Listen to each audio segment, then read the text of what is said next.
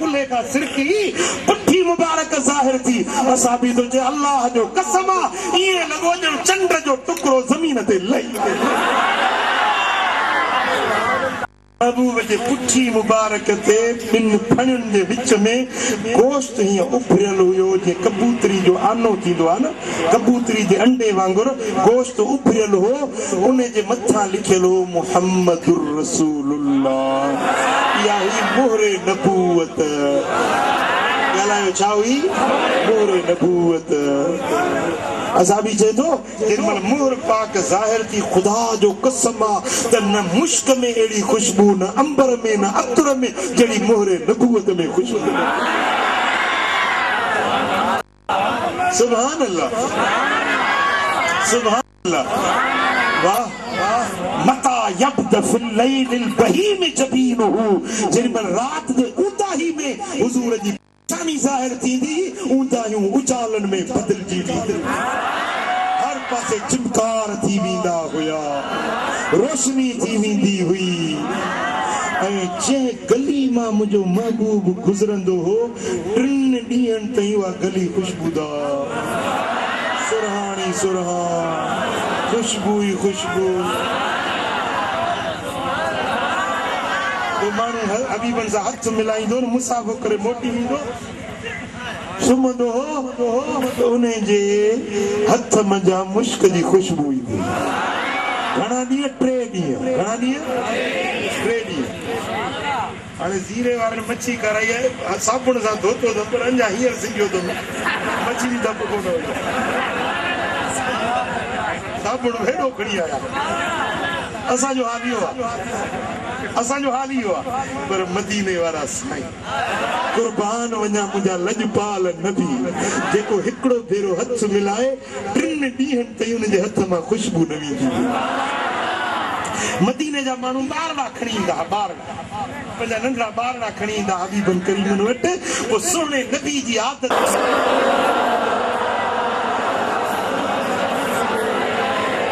सल्लल्लाहु अलैहि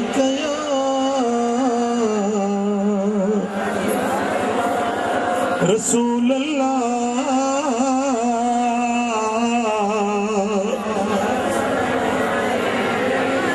कान रसूलुल्लाह सल्लल्लाहु अलैहि वसल्लम अक्सरुल इरक मदीने वारे साईं के घणो पखर ईंदो हो या साईं जी खूबी हुई छा जो साईं जन जे जिस्म पाक मां पखर घणो ईंदो वो जेरी मल पखर निकरंदो त उन पखर मंझां मुश्क खां वधीक खुशबू ईंदी मंझंदि जो टाइम हबीब सुता पिया आहिनि हबीबन जे बदन मुबारक मां पखर वहे पियो बीबी उम्मे सुलेम आई आहे महबूबन जी बाह ताईं पखर रोड़ण लगी शीशी में विझण लगी साईं फरमाइनि मा तफ़अलीन या उम्म सुलेम ए उम्मे सुलेम ही छा थी करी या रसूल अल्लाह तव्हांजो पखर थी गॾु कयां जो ईदुन ते पंहिंजे बचन खे अतर बणाए लॻाईंदुसि अहिड़ी दुनिया में ॿी का खुशबू आहे ई कोन हिकिड़ी असांजाणी आई या रसूल अल्लाह असांजे कबीले जो रवाज आहे पंहिंजे नियाणियुनि खे ॾाज में अतर ज़रूर ॾींदा आहियूं न्याणी के ॾाज में अतर ॾींदा आहियूं सो हाणे हबीब ॿियो को मूं वटि अतर कोन्हे पंहिंजे पखर जा 2-3 टेपा ॾियो न्याणी के ॾाज में अतर करे ॾियो न चयो सुभान अल्लाह साईं फरमाइंदा शीशी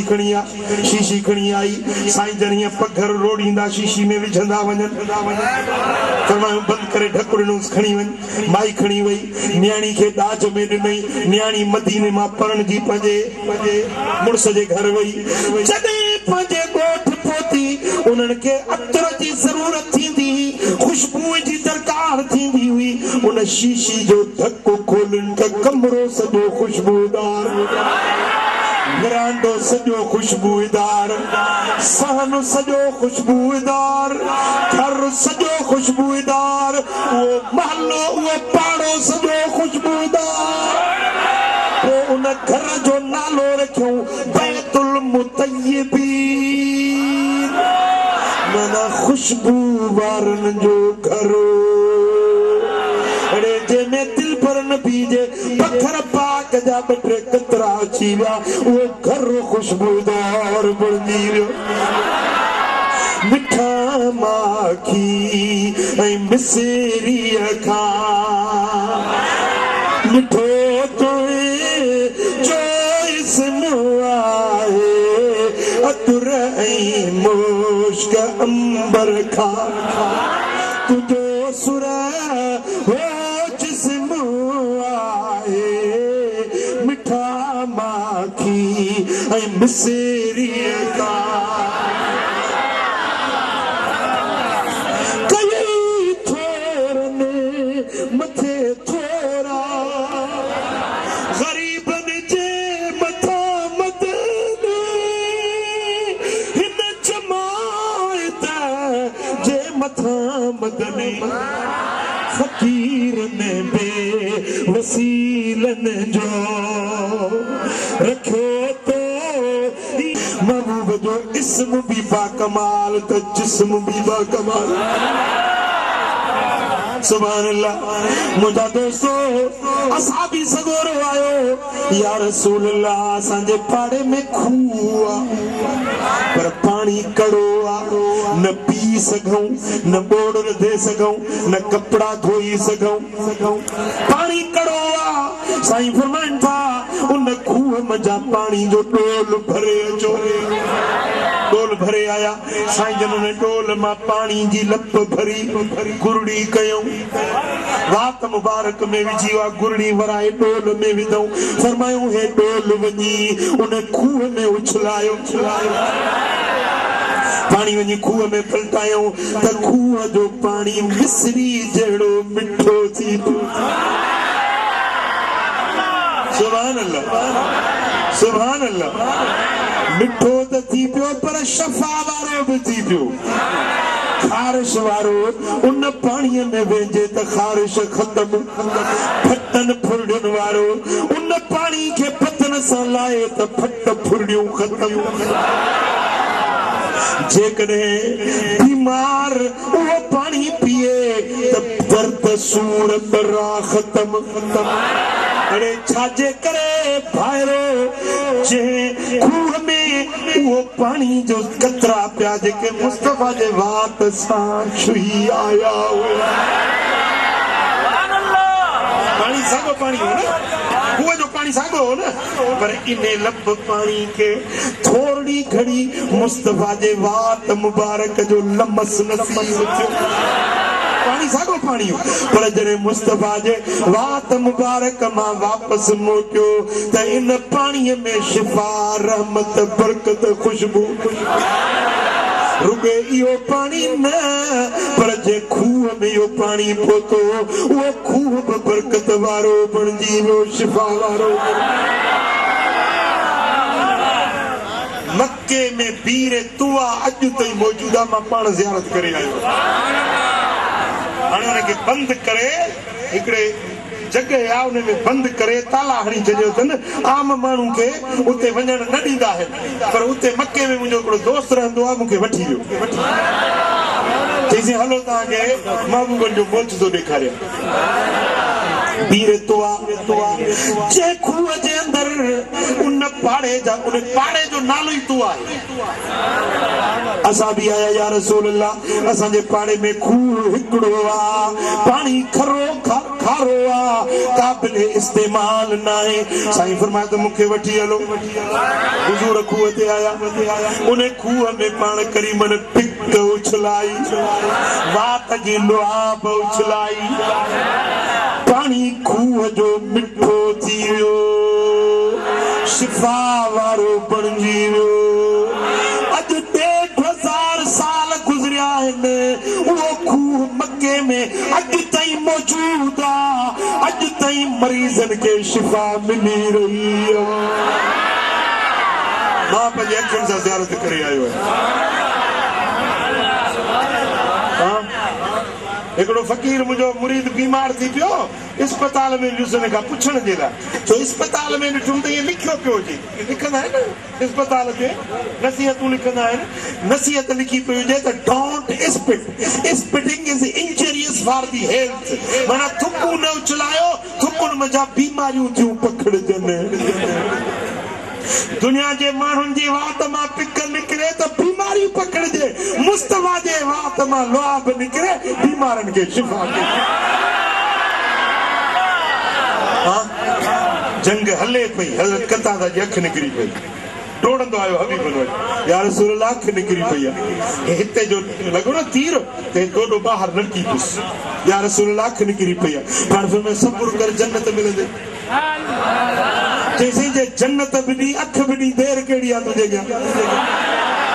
नई नंढी ज़ाल परणियो हां ज़ाल ताना ॾींदी न मोहम्मद सां गॾिजी वे काणो थी आहे वारो थी आहे साईं मूंखे मेहणनि खां बचा साईं फरमाए हेॾे वात मां लुआब कढी जो लॻायूंसि त अख जहिड़ी रोशन ख़ैबर जी जंग में हज़रत मौला अली जो अखियूं थी पियूं, अखियूं सुजी पियूं, अखियूं पटे न पियो सघे, हज़रत अली साईं खे आशूबे चिश्म थी पियो।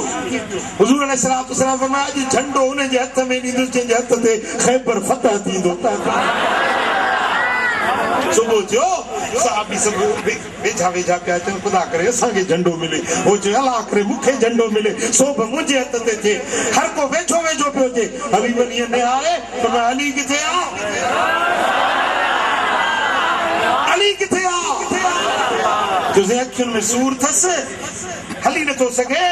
हबीब अखियूं बंदि थी वियूं अथसि सुजी पियूं अथसि, साईं फरमाया वठी अचोसि।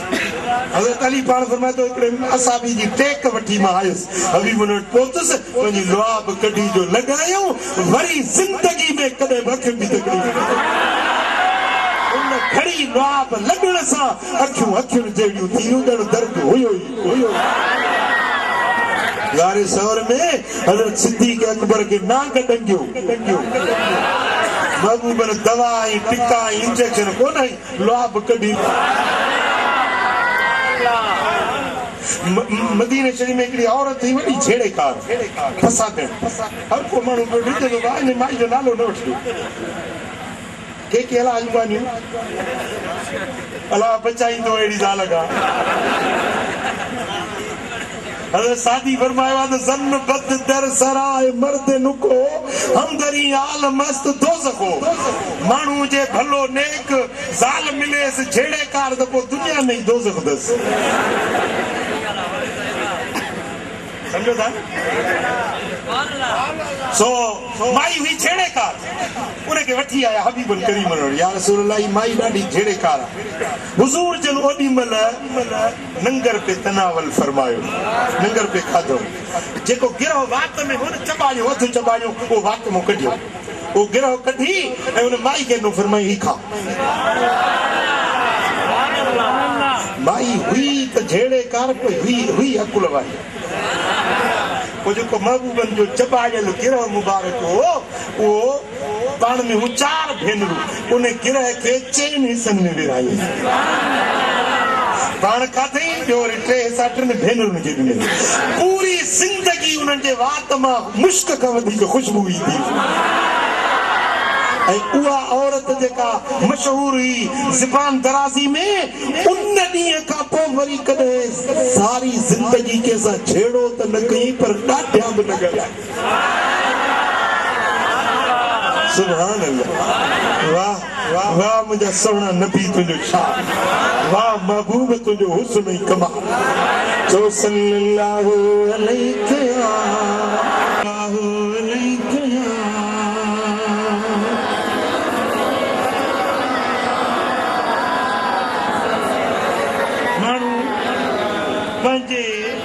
हुस्न ज़ाहिर करण जे लाइ वरी हथरादू टोटका बि इस्तेमाल कंदा आहिनि। सम्झो था, ख़ासि करे मायूं हाणे शादी थी थिए त वरी साईं ब्यूटी पार्लर खोलिया अथनि, अॻे उहे मायूं मुंहिंजियूं हाणे मर्द बि था वञनि पार्लर ते। हमरा एकड़ो जे काची गाड़ी सा सो वरी पार्लर ते वियोसी उन वरी रंग भंग करे ॾाढो ये माशूक करे छॾियो शादी थी वई बड़ी टे गुजरिया हो रंग लथुस तो ज़ाल पई पूछे तो मामा तू त आई हो किथे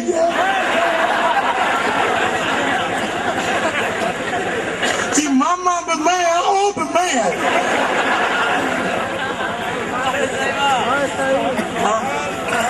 दुनिया जा माण्हू खुशबू लगाईंदा दुनिया जा माण्हू पाउडर लगाईंदा अतर लगाईंदा साबुण लगाईंदा सुर्खियों पाउडर लगाईंदा पर मुझे दिल पर नबी के रब पैदाइशी हुस्न जमाल सा नवाज़ियो अम्मा आमिना थी फरमाए हबीबन जी विलादत थी तन्नाड़ो वठल हुयो खुतनो थियल हुयो अतर मखियल हुयो खुशबू लगल हुई वार संवारियल हुया तेल लगल हुयो कंगो ॾिनल हुयो सुरमो पातल हुयो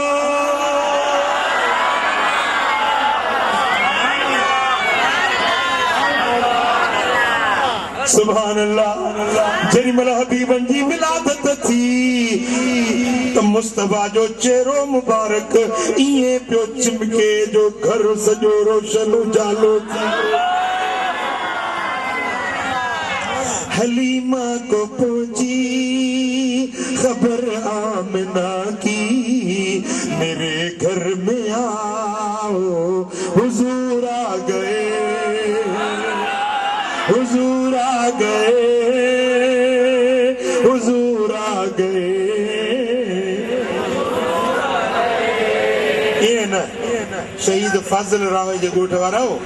अज तव्हां सब हुजूर जा नात खान थी वञो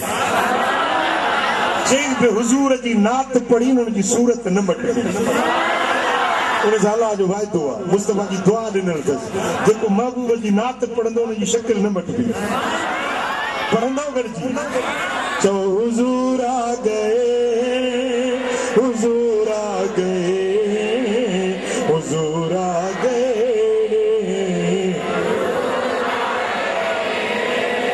अनोखा निराला वो ज़ीशान आया वो सारे रसूलों का सुल्तान आया निराला वो ज़ीशान आया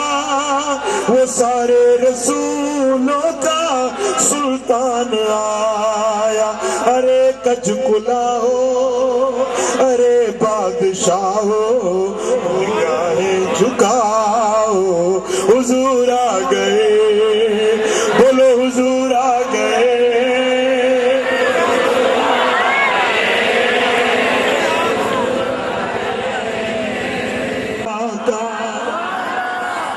दरूदों के गजरे सलामों के तोहफे दरूदों के गजरे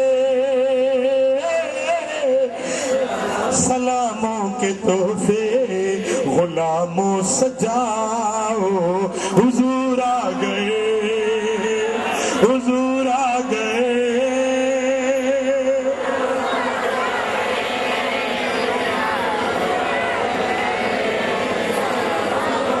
हुजूर आ गए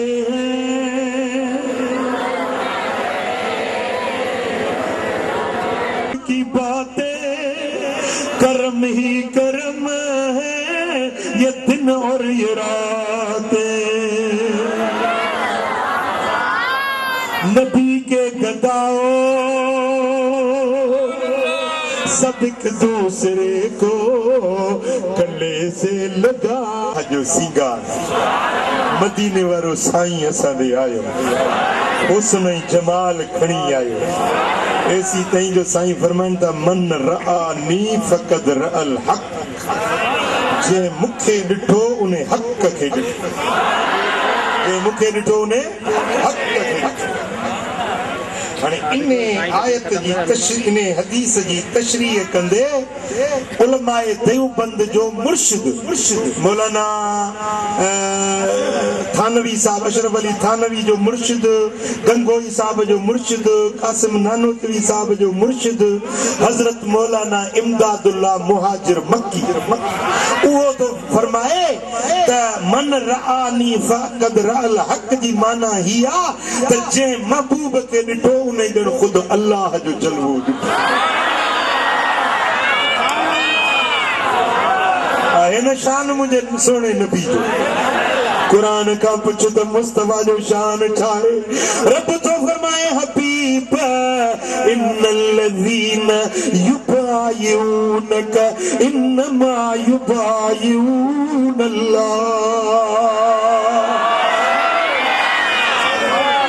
ऐसी तई मुझे को कुछ बयान कयो हुजूर जे मुखड़े जी गाल कई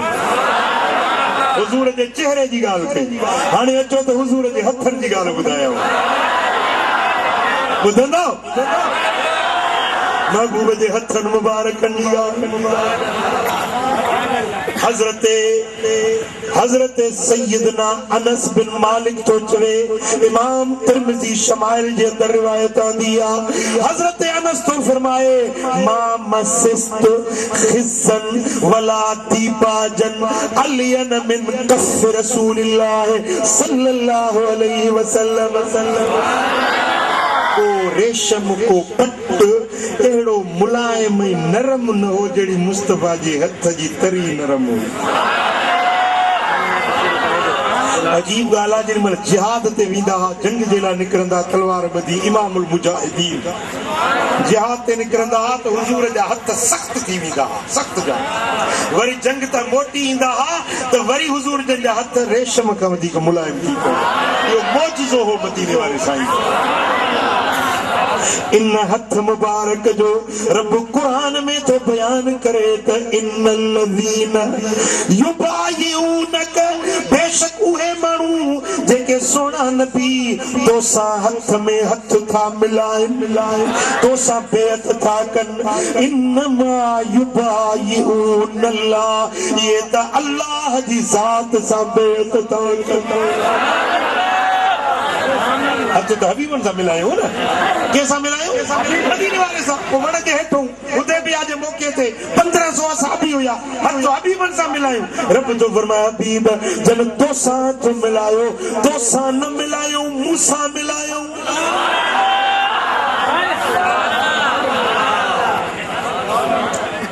हबीबन उनजे हथन जे मथा पंजो पियो हथ रखियो त रब फरमायो यदुल्लाह फौक ऐतीहिम इन्हन जे हथन जे मथा अल्लाह जो हथ जे हथ के खुदा ताला हथ पे जो सजो आए जे हथ के खुदा ताला हथ पे जो सजो आए पाण चयो परवर महबूब मोहम्मद मुझे दिलड़िया जो दिल भर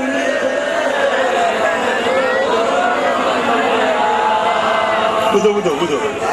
वरी बी कुरान जी आयत जेडी मल हुजूर जन हुनैन जी जंग में बीठा न काफर घेरो करे आया हबीबन ये कयो जो पत्थरियूं सनियूं खणी ये मुठ में विझी ये करे काफर ने उछलाई शाहतिल वजूह ये मुठ उछलाई जेडी मल मुठ जो उछलायो हिकड़ो इन हुदैबिया जे मौके ते बिए थियो बियो वरी हिजरत वाली रात बिए थियो काफर कुलो कुलन में मिलायूं घेरो कयूं बीठा हुजूर जन जो बाहर निकता दुश्मन घेरो क्यों बिठा है साईं जन मुठ मिट्टी जी भरे ये उछलाई हर के जे अखिन में वही लगी अखिन में लगी तो निंड अची बुढ़ा अख में मिट्टी पे निंड फिटे या निंड अचे जवाब दो अख में कख तो पोए तो निंड पिटी थी वजे ये जो लगन अखिन में हुजूर जन उतो निकरी आया ये हिजरत वाली रात ऐं हुते वरी छा थियो हुनैन में महबूबन ये मिट्टी जी भरे जो उछलाई त हर काफर जे टिकण ते वञी लगी ऐं वॾी भगा मैदान छॾे जंग फतह थी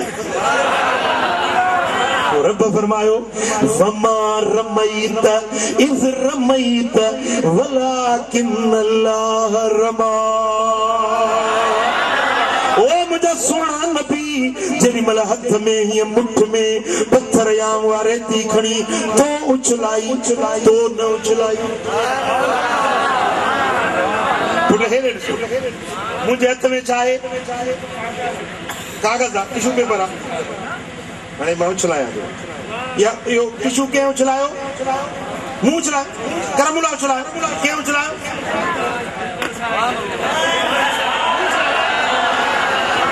अल्लाह जो कुरान बुधो वमा रमैत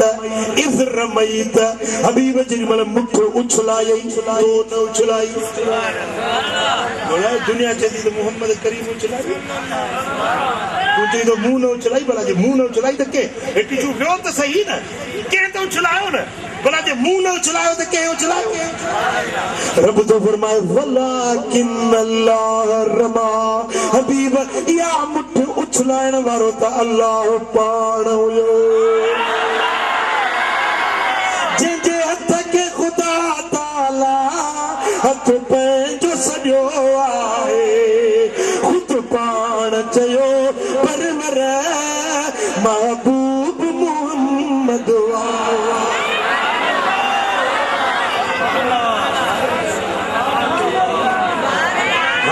मुला के जविल होटा पोता बाबा है मातली वारो पीर शिरक से खारे नबी जे हथ जला जो बाबा मां पंजे बाबे जी गाल कोन की मां कुरान पढ़ियो तो आया तू पढ़ियो तो जे कुरान जो इनकार कयो तो बेईमान थींदो। कुरान आने न पढ़ो भला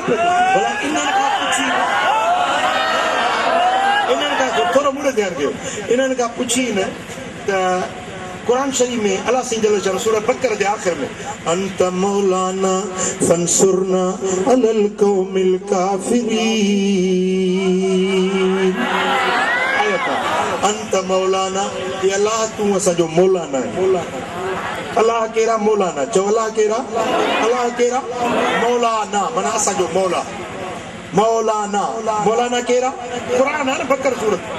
सुभाणे यकीन अचे न आखिरी जेके आयतूं न ॿ टे उन्हनि में तो अंत मौलाना बस आखिरी आयत है बकरा सूरत सफ़ा आखिरी अंत मौलाना फंसुरना अलल कौमिल काफिरीन।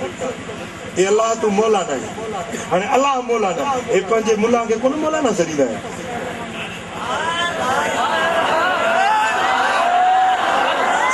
मौलाना फजलुर रहमान हे मौलाना समीउल हक हे मौलाना डीजल हे मौलाना पेट्रोल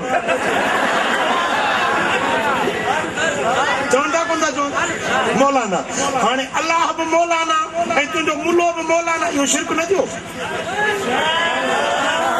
जे तोखे एतराज़ करे जे वॾो शिरक त तूं थो करी न मुशरिक त वॾो तूं ई तो अल्लाह बि मौलाना तुंहिंजो मुल्लो बि मौलाना शर्मदार। हाणे इश्तिहार में मौलाना न लिखिजे जेको नालो हथ ज़ूर ई रखिजे जेको मशहूर आहे सॼी दुनिया में तुंहिंजे सम्झो था ॻाल्हि खे अल्लाह रब नबी मरबूबा अल्लाह खालिका नबी मखलूका अल्लाह मालिका नबी ममलूका अल्लाह मालिकुल मुल्का नबी रहमतुल लिल आलमीन। नबी खुदा ना है नबी के जेको अल्लाह चवे यो बराबर मुशरिक आ। मुंहिंजा दोस्तो असां जो ईमान आ त नबी अब्दुहु व रसूलहु आ। नबी अल्लाह जो अब्द आ बानो आ खल्क अल्लाह पैदा कय अल्लाह। मुंहिंजा दोस्तो अल्लाह अल्लाह हुआ नबी नबी आ पर अल्लाह ताला पंहिंजे हबीब खे हिन शान सां नवाज़ो आ जो मुस्तफा जो दीदार खुदा जो दीदार। मदीने वाले जे हथ के रब पंहिंजो हथ सॼो आहे।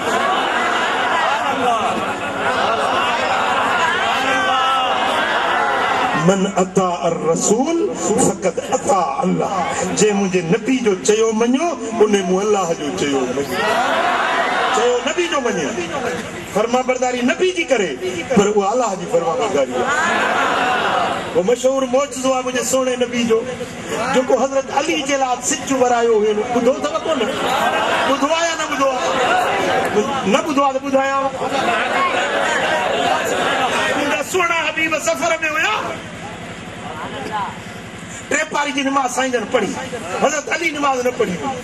साईं फरमाया अली हेॾे आ गोॾो विछाए त मां हुनखे सुम्हां हज़रत अली जी गोद में मदीने वारो सुतो इहो मंज़र अहिड़ो हूंदो जीअं क़ुरान रेल ते क़ुरान खुलियल हुजे हज़रत अली जी गोद रेल वांगुरु ऐं मुस्तफ़ा जो चेहरो क़ुरान वांगुरु असाबन खुद चयो बुखारी शरीफ जी हदीस आहे त हबीबन खे जो ॾिठोसीं का अन वजहु वरकत मुसबिन महबूबन जो चेहरो ईअं लॻो जे क़ुरान जो वरक खुलियल हो सोने हबीब जी ज़ात हज़रत अली जे गोॾे ते आराम निंड अची सुभान अल्लाह अली अली आहे इश्क मंझा चो अली अली साईं कंदो सब भली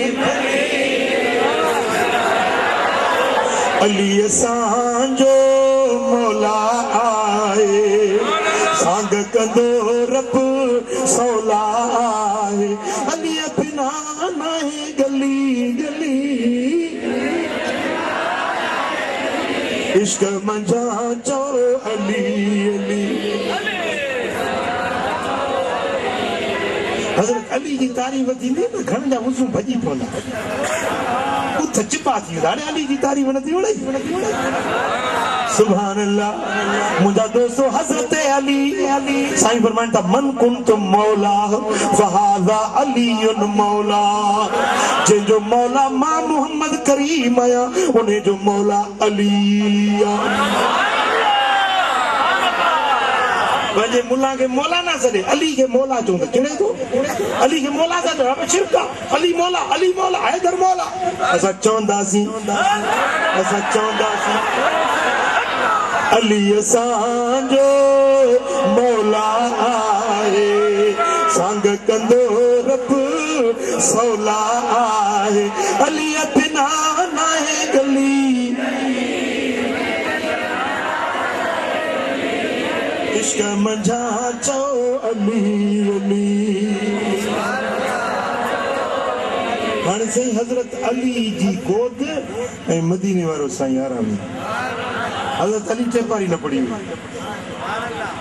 सिज लही वियो हज़रत अली जे अखियुनि मां गरम गरम ॻोढ़ा टिमी पिया निमाज़ ज़िंदगी में मूं न छॾी आहे कॾहिं ज़िंदगी में निमाज़ अली न छॾी अली जा हबदार अली जी विलादत काबो शहादत मस्जिद अली जे ज़िंदगी जो आगाज़ भी मस्जिद आहे इंतहा भी मस्जिद आहे अली जी सारी ज़िंदगी मस्जिद जे गिर्द घुमंदे नज़र थी अचे अली जी मोहब्बत मस्जिद सां ऐं क़ुरान जी तिलावत सां जे अली जो हुबदार आहीं त मस्जिद खे आबाद कर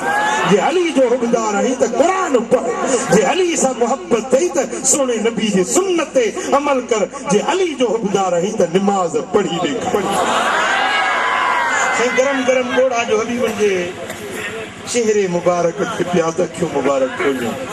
अली जी मुंहिंजा सुहिणा हबीब अली रोई थो सुना टेपारी कोन पढ़ियमि वक़्तु हलियो पढ़ कज़ा करे पढ़ चईसीं तूं मालिक बि वेठो हुजी वरी कज़ा कयां वक़्तु निकिरी वक़्तु मौजूद हुजे निमाज़ पढ़जे आहे अदा इहा छा आहे अदा वक़्तु निकिरी वञे पोइ पढ़े इहा आहे कज़ा हाणे अदा पढ़ाए न कज़ा छो पढ़ा अली जो भी ईमान करे छॾ हबीबन ये हद है अल्लाहुम्मा इन्न अलियन कान फी ताअतिक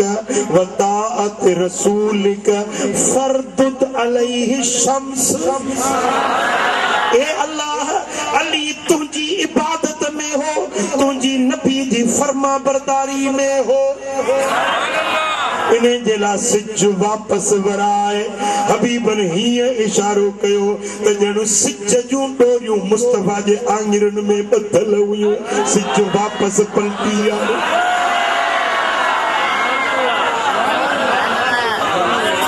लथल सिज मोटी आयो मौला अली नमाज़ पढ़ी वरती अली जी नमाज़ न कज़ा थी अली नमाज पढ़ी थे अली जा मुरीद आयो से नमाज पढ़ंदो नमाज हाँ हाने इतने लफ्ज केड़ा है ने लफ्ज हिंत अल्लाहुम्मा इन्ना अलियन कान फी इब्ताअतिका या अल्लाह अली तुझी इबादत में हुयो तुझे नबी जी फरमा बरदारी में अने अल्लाह जी इबादत नमाज हुआ त रही वसन हुजूर ता चना मौला अली तुझी इबादत में हुयो मालूम छो नबी जी गुलामी अल्लाह जी इताअत समझना गाल नबी जी इताअत अल्लाह जी इताअत नबी जे हथ के रब पंहिंजो हथ करार ॾिनो नबी जी फरमा बरदारी खुद खुदा जी फरमा बरदारी जे नबी के सुञातो ते अल्लाह के सुञातो जे नबी के न सुञातो ते अल्लाह के न सुञातो मन अहब्बनी फकत अहब्ब अल्लाह जे मुसा मोहब्बत रखी उन्हें खुद अल्लाह सा मोहब्बत रखी वमन अहब्ब अल्लाह ए जेको अल्लाह सा मोहब्बत रखंदो पक्का सा रब उनके जन्नत में दाखिल वमन अबगदनी फकत अबगद अल्लाह जे मूसा बुग़्ज़ रखियो मु मोहम्मद करीम सा बुग़्ज़ रखियो उन्हें जन खुद अल्लाह सा बुग़्ज़ रखियो ए जे अल्लाह सा बुग़्ज़ रखियो अल्लाह उनके जहन्नम जी बाह में उछलायो मालूम छातो त नबी जी मोहब्बत जन्नत जो सर्टिफिकेट नबी जी मोहब्बत जन्नत जी जमानत नबी सा कुल्फत कुदूरत नबी सा दुश्मनी नबी जी ऐब चीनी नबी जे मथा एतराज करे बेड़ो पंहिंजे लाइ जहन्नम जी बाह खरीद करे वरतई सही बुखारी जी हदीस मलाइक लही आया हबीब सुता पिया आरामी हा एकड़ो मलाइक पियो चवे त नबी त सुतल आ त बे मलाइक चयो त इन जो अखियूं सुतल आहिनि दिल इन जी सुजागा इन्ना इनाहु तनामान वला यनामु क़ल्बुहु नबी सोने जो अखियूं निंड कंदियूं आहिनि दिल निंड न कंदी आ यो जागी रहियो आ को मलाइक ने ऐलान कयो मुहम्मदुन फरकुम बैनन नास मोहम्मद मुस्तफा मानुन जे विच में फर्क करण वारो आ मोमिन केर मुनाफिक केर जन्नती केर जहन्नमी केर जन नबी सा दिल लाती से जन्नत जा हकदार जन नबी के सुञातो से जन्नत जा मालिक जन नबी सा बुग़्ज़ रखियो नबी सा दुश्मनी रखी यही जहन्नम जो बारण हुजूर जी जात दुनिया वारन में फर्क करण वारी है खोटे खरे जी सच्चे कूड़े जी मुनाफिक मोमिन जी जन्नती जहन्नमी जी सुञाणत मदीने वारो साईं जे मदीने वारे सा दिल लाती यो जन्नती आ जे हुजूर जो दर छडियो यो जहन्नम जो बारण वो गुलाड़ची वारा तवा छाता चो मदीने वारे साईं सा दिल लाईंदो हुजूर जी गुलामी कंदो या न सच्ची दा चो महबूब जो फरमान मञंदो हुजूर जी सुन्नत ते हलंदो शरीयत ते हलंदो उन सोने नबी जी फरमा बरदारी कंदो वो साईं फरमाइन था अकीमुस सलात व आतुस ज़कात नमाज कायम कयो ज़कात ॾींदा रहो वो जेके नबी जा आशिक आयो हथ मथे खणी चो त नमाज पढ़ंदासीं चो ईमान जी कुवत सां नमाज पढ़ंदासीं मस्जिद के आबाद कंदासीं नबी जे बेअदबन गुस्ताखन का परे भजंदासीं नबी जे आशिकन जी सोबतुन मजलिसन में वेहंदासीं कबूल कबूल हां सुभान अल्लाह जे नबी सोने सा दिल लाते को दुनिया तुझी आखिरत इन्नल्लाह खलकल जन्नत लिमन अताअहू अल्लाह ताला जन्नत उन्हनि जे लाइ ठाही आहे जेके मुस्तफा जी फरमा बरदारी कनि इन कान अबदन हबशी अबली शीदी कारो हबशी गुलाम छोनो जे मुस्तफा जो फरमा बरदार आहे त जन्नत जो हकदार इन्नल्लाह खलक़ अन्नार लिमन असा अल्लाह ताला जहन्नम उन जला ठाईया जेको महबूब जो बेफरमान भली कणी केड़ो भी सोनो हुजे सूरत जो केड़ो भी जात कबीले जो हुजे पर जे मुस्तफा जो बेफरमान आ त जहन्नम जो बारण जे मदीने वाले जो फरमा बरदार आ त जन्नत जो हकदार आ वो छाता जो महबूब जा फरमा बरदार थींदो हां जे फरमा बरदार थींदो त ये ठरो पीअण त बंद कयो घणा शौकीन वेठा थई मां भी तुझे इते पिते जो वाक़ुफ़ आहियां हां ठरो न पी हराम हराम हराम मुझा दोस्तों नशो न वापराए ओ मुझा दा ये बुरियूं सोबतूं छॾ बुरन यारन सां गॾो ई तॾहिं तोखे ये रोग लगी विया है बुरी सोबत के छॾ नेक सोबत में वे अल्लाह वारन सां गॾिजी वे ओ मिठा चोरियूं न कर ज़िनाऊं न कर शराब न पी बद निगाही न कर बरावा नंग न निहार बेहयाई जा कम न कर खुदा जो खौफ रखे गर्दन झुकाए हलंदो कर पंहिंजे हथ सां कंहिंखे ईज़ा न पहुचाए पंहिंजे ज़बान सां कंहिंखे ॾुखाए न ओ मिठा महबूब जो फर्मा बरदार थींदे न त पोइ क़यामत जो ॾियारो थींदो महबूब सुञाणी पाण सां गॾाई जन्नत में लखे करोड़े अरबे माण्हू हूंदा पर साईं फरमाइनि था मां पंहिंजे गुलामनि खे परे खां सुञाणी वठंदुसि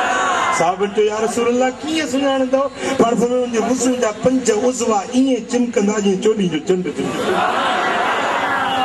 मुंह ॿ बाहूं ये घणा थिया टे ऐं ॿ पेर ये घणा थिया पंज ये पंज ई उज़वा उन जा चोॾी जे चंड वांगुरु रोशन परे खां पधरा हूंदा त इहे मुस्तफ़ा जा ग़ुलाम था नमाज पढ़ंदे त वुज़ू कंदे तॾहिं त रोशनी थींदई तॾहिं त सुञाण थींदई न आख़िरत में नमाज न छॾियो व्याज न वठो मुंहिंजा दोस्तो रिश्वत न वठो चोरी न कयो शराब न पियो बेहयाई जा कम न कयो सोने नबी जा सच्चा आशिक थी वञो अल्लाह तव्हांजी दुनिया बाबाद कंदो तव्हांजी आख़िरत बाबाद आख़िर में तव्हांखे हिकिड़ी दावत ॾियां क़बूल कंदो हर इस्लामी महीने जी 23 जी शाम 24 जी रात मातली शरीफ में फजलाबाद मातली में हर महीने मोहम्मदी महफिल थिए थी उन में अचो अल्लाह जो कुरान ॿुधो नेक साले थियो त अल्लाह राज़ी मदीने वारो साईं राज़ी थिए अल्लाहुम्मा सल्लि व सल्लिम व बारिक अला हबीबिना मुहम्मद व आलिहि व सहाबिहि या अल्लाह हिन सारी जमात राज़ी थी सभिनी जे दिलनि जूं मुरादूं पूरियूं कर कर्ज़ वारनि जा कर्ज़ लाह बीमारनि खे शिफ़ा नसीब कर दर्दमंदनि जा दर्द दूर कर साइलनि जा सुवाल पूरा कर मुश्किल ज़दनि जूं मुश्किलातूं आसान कर या अल्लाह हिन शहर खे शाद ऐं आबाद रखजा हिन शहर वासियुनि ते पंहिंजूं रहमतूं ऐं बरकतूं नाज़िल कजा हे मुंहिंजा मौला असां सभिनी खे मदीना मुनव्वरा जी हाज़िरी नसीब कर असांजो गुनाह माफ़ कर या अल्लाह असांजा ऐब न उघाड़जा असां मथां पंहिंजे बाज जो बुड़ो न लाहिजा हे मुंहिंजा मौला मदीने वारे साईं जे सदके असांखे गुनाहनि खां बचा बुराइयुनि बेफ़रमानियुनि खां बचा सोने नबी जी सुन्नत ऐं शरीयत ते हलण जी तौफ़ीक़ अता कर इन्नल्लाह व मलाइकतहू युसल्लूना अलन नबी या अय्युहल्लज़ीना आमनू सल्लू अलैहि व सल्लिमू तस्लीमा अल्लाहुम्मा सल्लि व सल्लिम व बारिक अला हबीबिना मुहम्मद व आलिहि वसल्लम